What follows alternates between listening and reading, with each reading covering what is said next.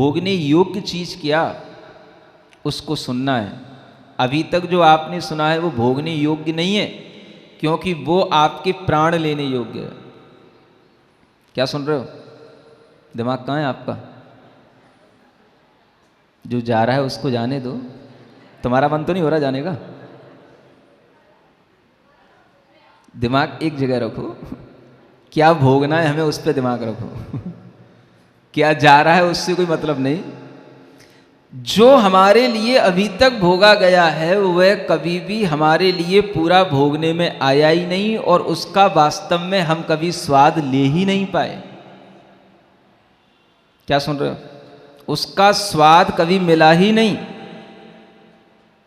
और जिसको हम भोगते हैं वह केवल हमारी सुख की जो एक केवल इच्छा होती है, बस हम उस इच्छा को भोगते हैं, और उस इच्छा से हमें थोड़ा सा, उसी से जब ये मालूम पड़ जाता है कि ये हमारी इच्छा पूरी हो गई, तो वही हमारे लिए सुख बन जाता है, और कोई सुख नहीं होता।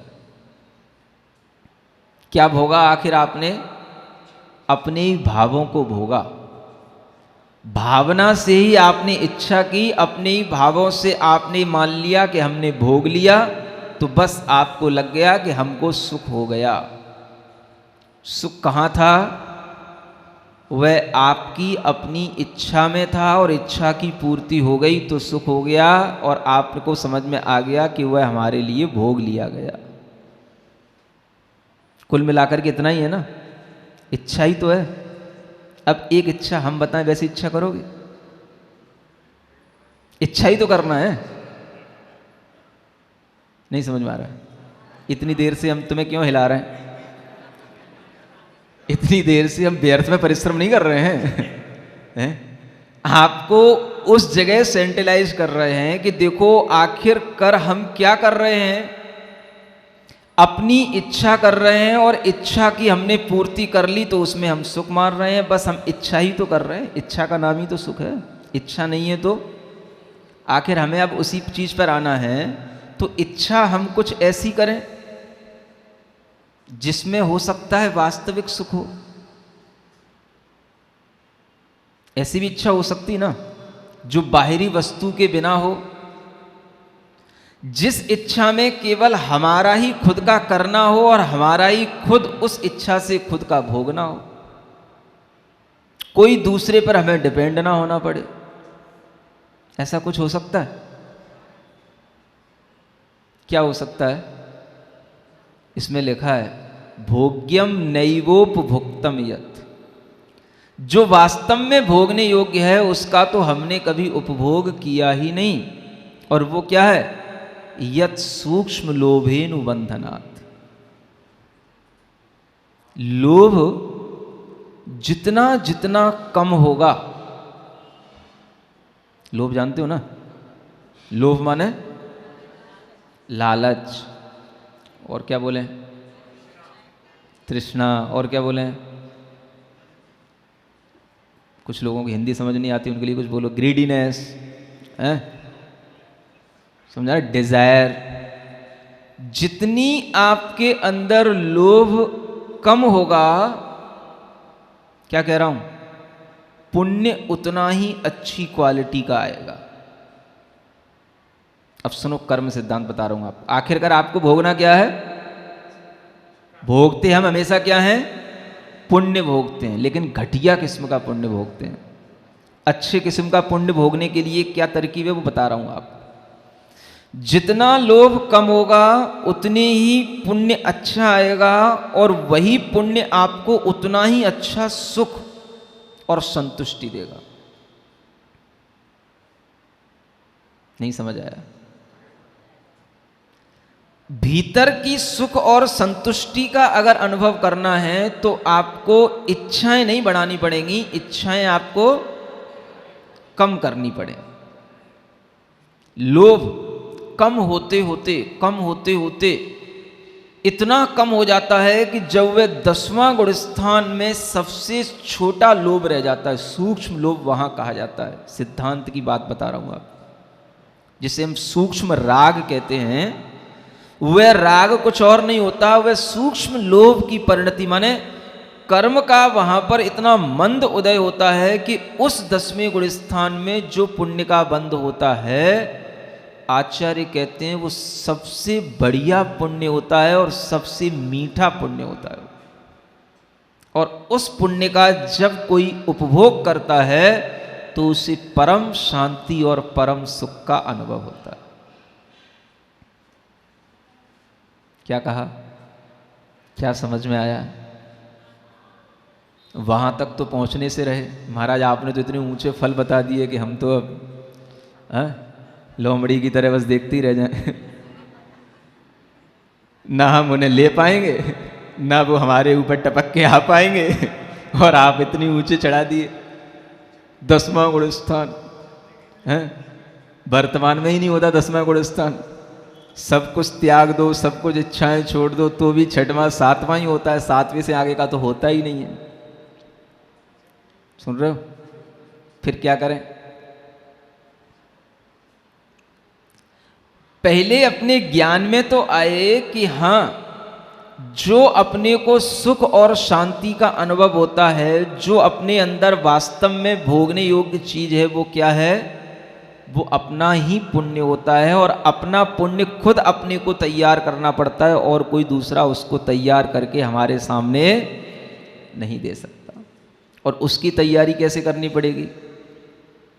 चलो 10वें गुण स्थान तक नहीं पहुंच पा रहे, कोई बात नहीं, जितना हो जाए उतना बढ़ जाए। नहीं समझ में आ रहा? अगर हम किसी अच्छे वृक्ष के नीचे खड़े हैं और उसका फल बहुत ऊंचा है, कोई बात नहीं। अगर हम थोड़ा सा उस वृक्ष की स्कंध पे भी ऊपर जाकर के बैठ जाते हैं, उस डाल तक भी हम पहुंच जाते हैं, तो भी क्या हो सकता है? कुछ तो सुख मिल सकता है। हा? जब इच्छा से ही सुख मिल रहा है, वस्तु से तो मिलना ही नहीं है, तो हम अपनी इच्छा ही डाइवर्ट करके इस ओर क्यों ना बढ़ाएं कि हमें इच्छा वस्तु की प्राप्ति की नहीं करनी है, हमें इच्छा लोभ को कम करने की करनी है। क्या करना है? जितना आप लोभ को कम करने की इच्छा करेंगे, उतना ही आपको सुख मिलेगा। दुनिया आपसे कहेगी लोभ बढ़ाओ, और यहां बैठोगे तो गुरु आपसे कहेंगे लोभ घटाओ। बड़ी उल्टी कहानी है दुनिया की। सुन रहे हो? कई लोग तो इसी गफलत में पड़ जाते हैं। यहां बैठते हैं तो दिमाग उल्टा चलता है, और बाहर जाते हैं तो दिमाग उल्टा चलता है। यही समझ में नहीं आता है सीधी चीज क्या है? एक शादी हो गई, एक विवाह हो गया, मान लो नहीं निभा, 1 महीना निभा, 1 साल निभा, 2 साल निभा, डाइवोर्स हो गया। दुनिया क्या कहेगी? कोई बात नहीं, कोई एक से ही थोड़ी ना अपनी जिंदगी बंधी हुई है। चली गई चली गई, या वो छोड़ गया छोड़ गया, बेटी तू दूसरा विवाह कर ले। दुनिया तो यही कहेगी ना। और यहां आओगे तो महाराज क्या कहेंगे?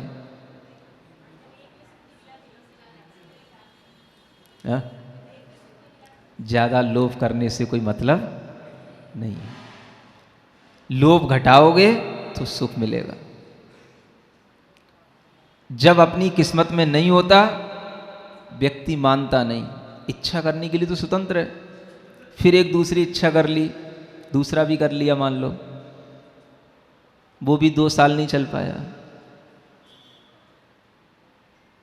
नहीं समझ में आया? और वो 2 साल चल भी नहीं सकता। अगर पहला 2 साल चला है तो दूसरे वाला तो 1 ही साल में निपट जाएगा, ये भी मान के चलना। लेकिन मानोगे कहाँ? अब मेरा काम है बताना, सो मैं बता रहा हूँ। आपका काम जो आपकी इच्छा करना, सो आप करना। अगर पहला जो नया था, सही था, तरोताजा था, वो जब तुम 2 साल नहीं चला पाए, तो अब जो बासी मिलेगा, पुराना मिलेगा, उससे आप उम्मीद करते हो 20 साल चला लोगे। आदमी की बुद्धि इतनी घृणित हो गई है। आदमी की बुद्धि इतनी उल्टी चलती है कि उसे कभी भी कुछ भी समझाओ अच्छी बात उसके ग्रहण करने में आती ही नहीं। मक्खी की दशा है। मक्खी जानते हो, जब तक यहां बैठी है रसगुल्ले के ऊपर, तब तक रसगुल्ले पे बैठी है। सुन रहे हो? ऐसा नहीं समझना कि जो मक्खी यहां बैठी है वो रसगुल्ले पे ही बैठी है, उसको रसगुल्ला अच्छा लगता है इसलिए यहां बैठी है।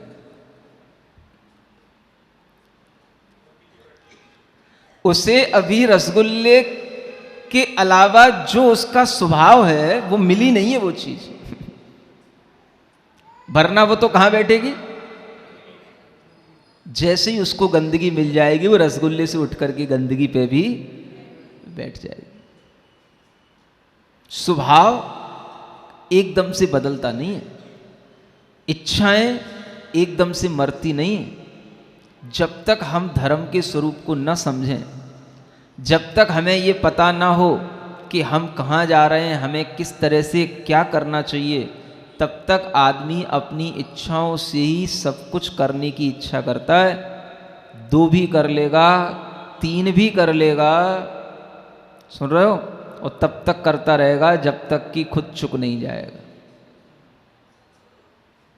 आजकल तो कोई बाउंडेशन ही नहीं है ना। क्यों समझ में आ रहा है? वो तो हमारा जमाना था जब एक पे बहुत जोर दिया जाता था, आजकल तो फैशन बन गई।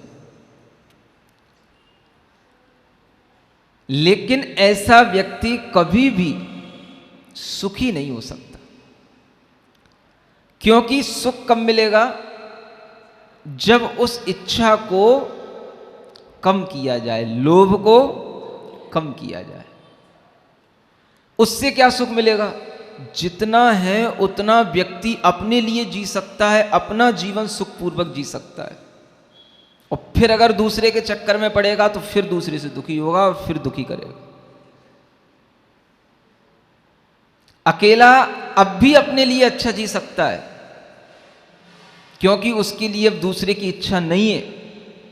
और अगर वह फिर दूसरे की इच्छा हुई तो पुनः वह फिर उसी दुख की शुरुआत के लिए अपनी तैयारी कर रहा होता है।